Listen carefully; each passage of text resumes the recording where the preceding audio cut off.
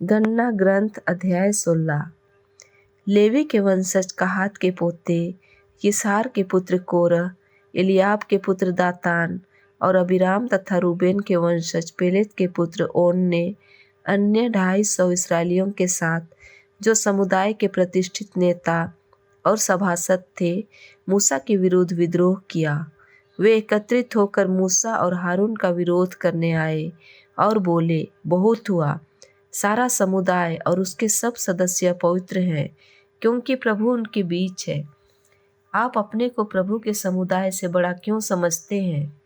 यह सुनकर मूसा ने सिर नीचे झुका लिया और कोरह और उसके पूरे दल को उत्तर देते हुए कहा, कल सुबह प्रभु निपटारा कर देगा कि उसका कौन अपना है और कौन इतना पवित्र है कि वह उसे अपने पास तक आने दे। वह जिसे चुनेगा उसे अपने पास तक आने देगा। तुम लोग ऐसा करो कि कल कोरह और उसके दल के सारे लोग धूपदान लेकर आए। वे उनमें आग रखे और प्रभु के सामने उस पर लोबान रखे। तब प्रभु जिसे चुनेगा वही पवित्र मान लिया जाएगा। लेवी के वंशजों, बहुत हुआ। फिर मूसा ने कोरह को संबोधित करते हुए कहा, लेवी के वंशजों सुनो, क्या तुम इतने से संतुष्ट नहीं हो कि इस्राएल के ईश्वर ने तुम्हें इसराइलियों के समुदाय से चुन लिया है, जिससे वह तुम्हें प्रभु के निवास में सेवा करने अपने पास तक आने दे और कि तुम समुदाय की ओर से उसकी सेवा करो। उसने स्वयं तुमको अपने लेवी वंशी भाइयों के साथ अपने निकट तक आ जाने दिया है और अब तुम याजक का पद भी पाना चाहते हो। तुम और तुम्हारा सारा दल प्रभु के विरुद्ध एकत्रित हुआ है, क्योंकि हारून कौन है कि तुम उसके विरुद्ध भुनभुनाओ। इसके बाद मूसा ने एलियाब के पुत्र दातान और अबीराम को बुलवाया, परंतु उन्होंने यह कहला भेजा, हम नहीं आएंगे। यही बहुत है कि आप हमें एक ऐसे देश से, जहाँ दूध और मधु की नदियाँ बह रही थी, इस उजाड़ खंड में बेमौत मारने को निकाल लाए हैं। क्या अब आप हमारा शासक भी बनना चाहते हैं? आप ना हमें ऐसे देश में लाए हैं जहाँ दूध और मधु की नदियाँ बहती हैं, और न आपने हमें विरासत के रूप में खेत और दाख बारियाँ दी है। आप इन सब लोगों की आंखों में धूल झोंकना चाहते हैं। हम नहीं आएंगे। यह सुनकर मूसा बहुत क्रोध हुआ और प्रभु से निवेदन करने लगा, तू इनके चढ़ावे स्वीकार न कर। न तो मैंने इनसे कोई गधा लिया है और न इनमें किसी का कुछ बिगाड़ा है।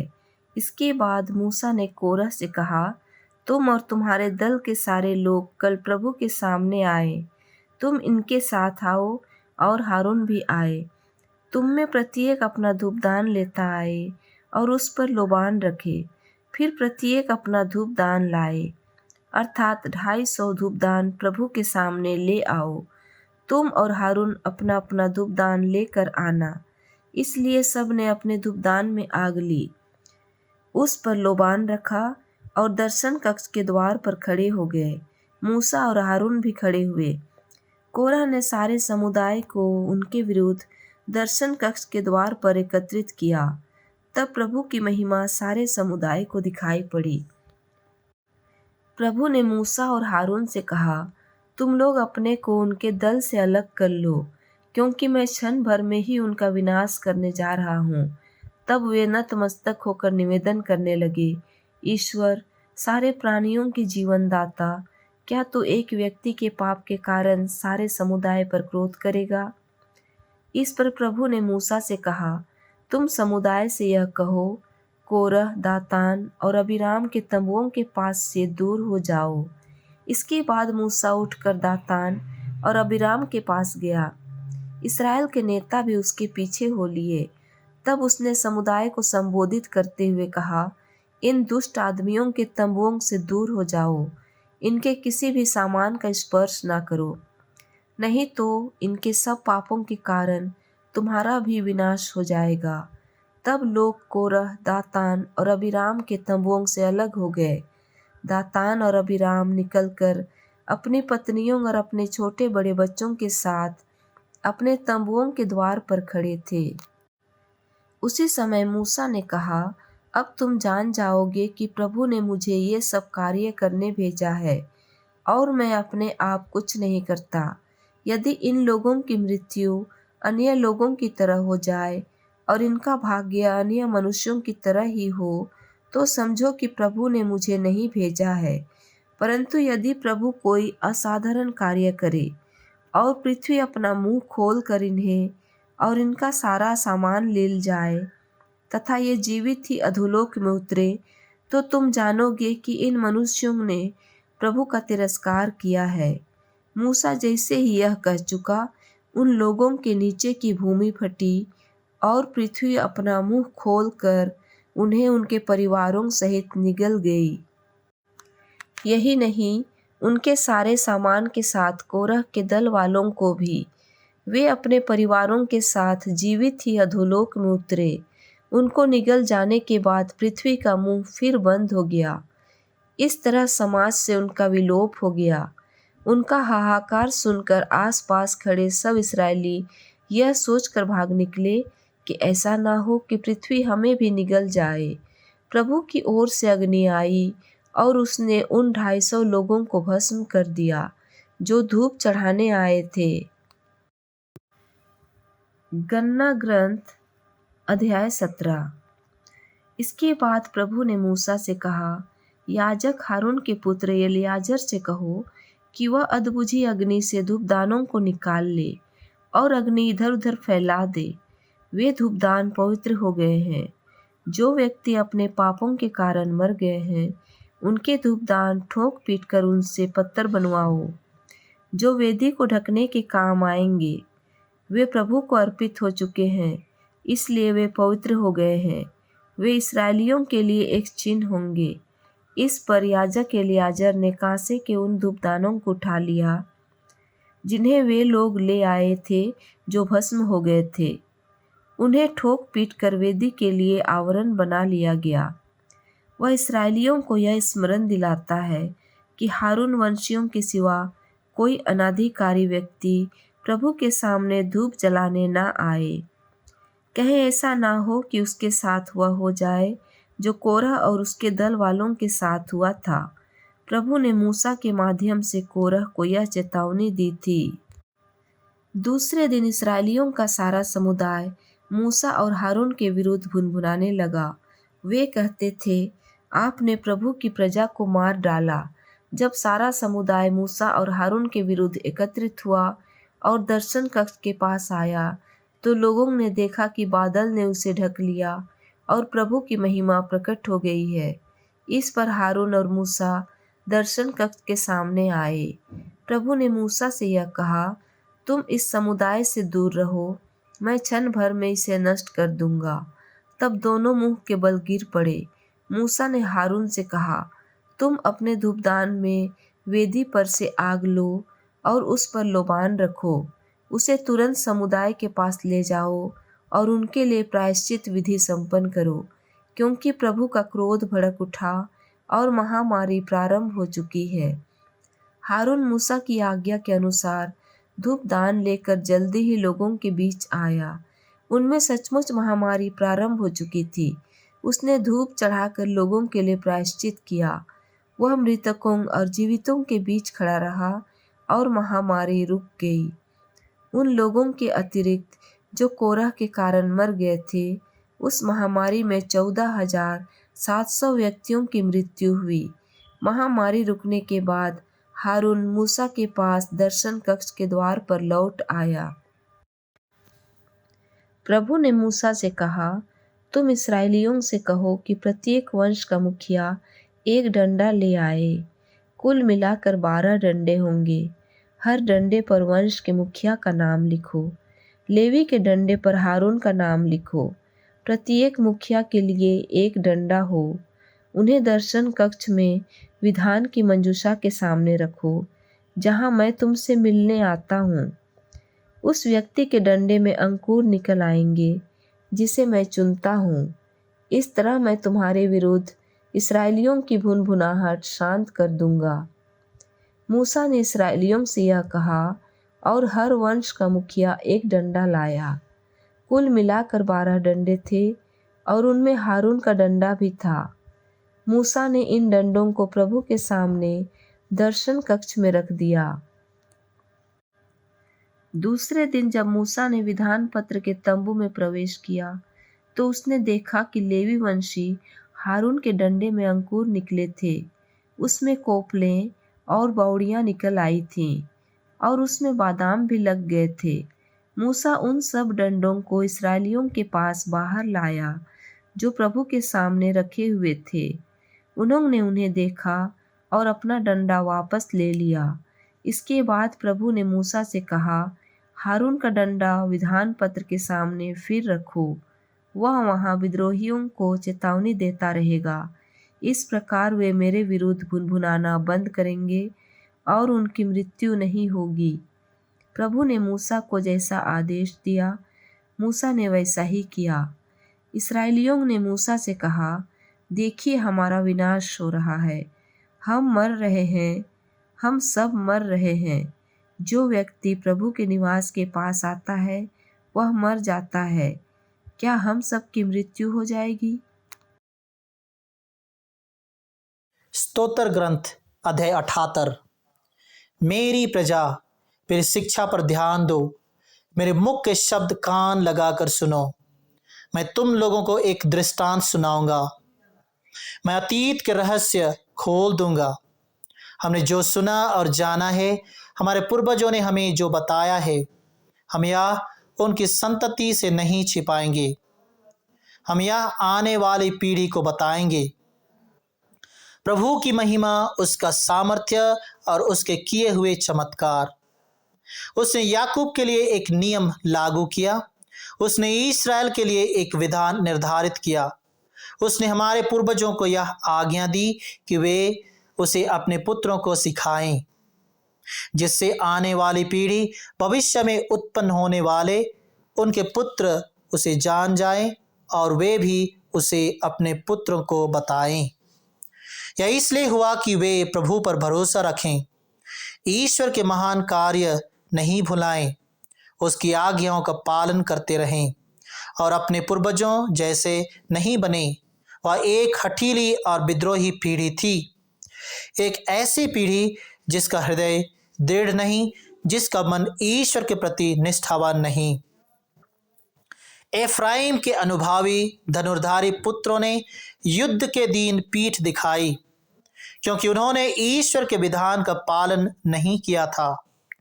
उन्होंने उसके नियमों पर चलना अस्वीकार किया था। उन्होंने उसके महान कार्य, उसके दिखाए हुए चमत्कार भुला दिए थे। ईश्वर ने मिस्र देश में तनीस के मैदान में उनके पूर्वजों को चमत्कार दिखाया था। उसने समुद्र विभाजित कर उन्हें पार कराया। उसने जल को बांध की तरह खड़ा कर दिया। वह उन्हें दिन में एक बादल द्वारा और हर रात को अग्नि के प्रकाश द्वारा ले चलता था। उसने मरुभूमि में चट्टानें फोड़कर मानो अगाध गर्त में से जल पिलाया। उसने चट्टान में से जलधाराएं निकाली और पानी को नदियों की तरह बहाया। फिर भी वे उसके विरुद्ध पाप करते रहे और मरुभूमि में सर्वोच्च ईश्वर के विरुद्ध विद्रोह करते रहे। उन्होंने अपनी रुचि का भोजन मांगा और इस प्रकार ईश्वर की परीक्षा ली। उन्होंने ईश्वर की निंदा करते हुए यह कहा, क्या ईश्वर मरुभूमि में हमारे लिए भोजन का प्रबंध कर सकता है? उसने तो चट्टान पर प्रहार किया और उसमें से जल की नदियां फूट निकली, किंतु क्या वह अपनी प्रजा के लिए रोटी और मांस का प्रबंध भी कर सकता है? यह सुनकर प्रभु क्रुद्ध हुआ। याकूब के विरुद्ध अग्नि धधकने लगी, ईश्वर के विरुद्ध क्रोध भड़क उठा, क्योंकि वे ईश्वर में विश्वास नहीं करते थे। उन्हें उसकी सहायता का भरोसा नहीं था। प्रभु ने आकाश के बादलों को आदेश दिया, उसने आकाश के द्वार खोल दिए। उसने उनके भोजन के लिए मन्ना बरसाया और उन्हें स्वर्ग की रोटी दी। हर एक ने स्वर्गदूतों की रोटी खाई। प्रभु ने उन्हें भरपूर भोजन दिया। उसने आकाश में पूर्वाई चलाई। उसने अपने सामर्थ्य द्वारा दक्षिणी हवा बहाई। उसने उनके लिए धूल की तरह भरपूर मांस और समुद्र के बालू की तरह असंख्य पक्षियों को बरसाया। उसने उनको उनके शिविरों के बीचों बीच और उनके तंबुओं के चारों ओर गिराया। वे खाकर तृप्त हो गए। ईश्वर ने उन्हें उनकी रुचि का भोजन दिया था। वे अपनी लालसा को शांत नहीं कर पाए थे। उनका भोजन अभी उनके मुंह में ही था कि ईश्वर का क्रोध उन पर भड़क उठा। उसने उनके शूरवीरों को मारा। उसने इस्राएल के युवकों को भूमि पर बिछा डाला। यह सब होने पर भी वे पाप करते रहे। उन्हें ईश्वर के चमत्कारों पर विश्वास नहीं था। इसलिए उसने एक ही सांस में उनके दीन और आतंक में उनके वर्ष समाप्त कर दिए। जब ईश्वर उनको मारता था तो वे उसकी खोज करते थे। वे पश्चाताप करते हुए उसकी ओर अभिमुख हो गए। तब उन्हें याद आया कि ईश्वर ही उनकी चट्टान, सर्वोच्च ईश्वर ही उनका मुक्तिदाता था।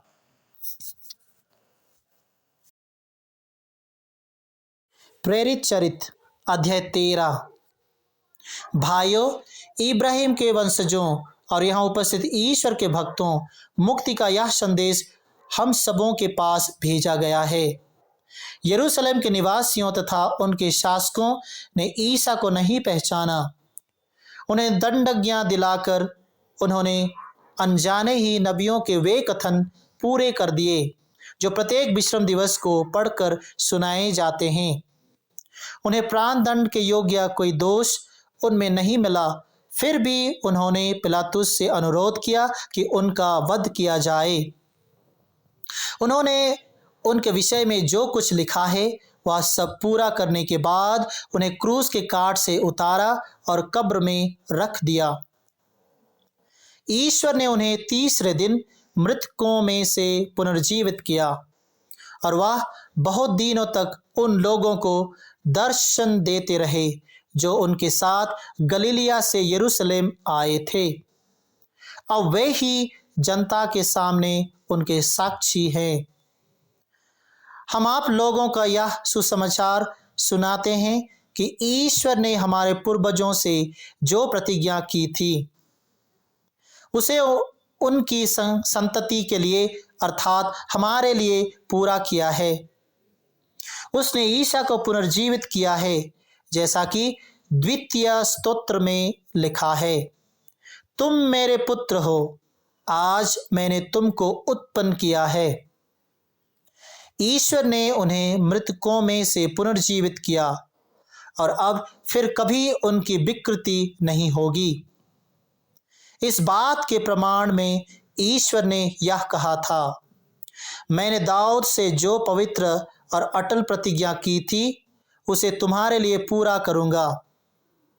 इसलिए वह एक दूसरे स्थान पर कहता है, तू अपने भक्त को कब्र में गलने नहीं देगा। दाऊद तो अपने जीवन काल में ईश्वर की इच्छा पूरी करने के बाद चल बसे। वह अपने पूर्वजों के पास कब्र में रखे गए और उनकी विकृति हो गई, किंतु ईश्वर ने जिन्हें पुनर्जीवित किया उनकी विकृति नहीं हुई। भाइयों, आप अच्छी तरह समझ ले कि जो संदेश आपको सुनाया जा रहा है वह यह है कि ईसा के द्वारा आप लोगों को पापों की क्षमा प्राप्त होगी। जो उनमें विश्वास करता है उसे वह पूर्ण पाप मुक्ति प्राप्त होगी, जो आप लोगों को मूसा संहिता द्वारा नहीं मिल सकती थी। सावधान रहें, कहीं ऐसा ना हो कि नबियों का यह कथन आप लोगों में चरितार्थ हो जाए।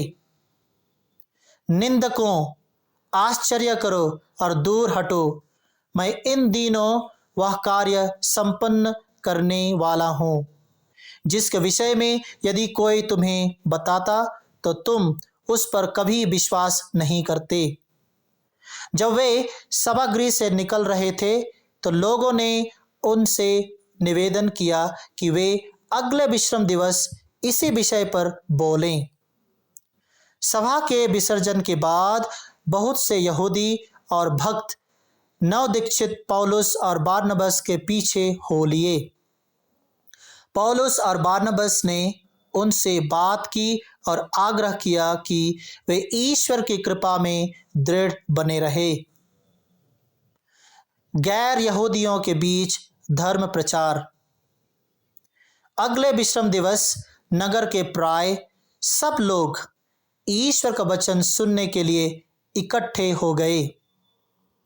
यहूदी इतनी बड़ी भीड़ देखकर ईर्ष्या से जल रहे थे और पौलुस की निंदा करते हुए उसकी बातों का खंडन करते रहे। पौलुस और बारनबास ने निडर होकर कहा, यह आवश्यक था कि पहले आप लोगों को ईश्वर का वचन सुनाया जाए, परंतु आप लोग इसे अस्वीकार करते हैं और आपने को आनंद जीवन के योग्य नहीं समझते। इसलिए हम अब गैर यहूदियों के पास जाते हैं।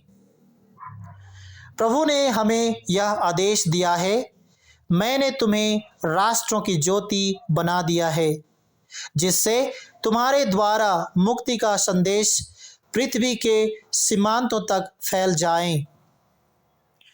गैर यहूदी यह सुनकर आनंदित हो गए और ईश्वर के वचन की स्तुति करते रहे। जितने लोग अनंत जीवन के लिए चुने गए थे उन्होंने विश्वास किया और सारे प्रदेश में प्रभु का वचन फैल गया। किंतु यहूदियों ने प्रतिष्ठित भक्त महिलाओं तथा नगर के नेताओं को उभाड़ा, पौलुस तथा बारनबास के विरुद्ध उपद्रव खड़ा कर दिया और उन्हें अपने इलाके से निकाल दिया। पौलुस और बारनबास उन्हें चेतावनी देने के लिए अपने पैरों की धूल झाड़कर इकोनियम चले गए। शिष्य आनंद और पवित्र आत्मा से परिपूर्ण थे।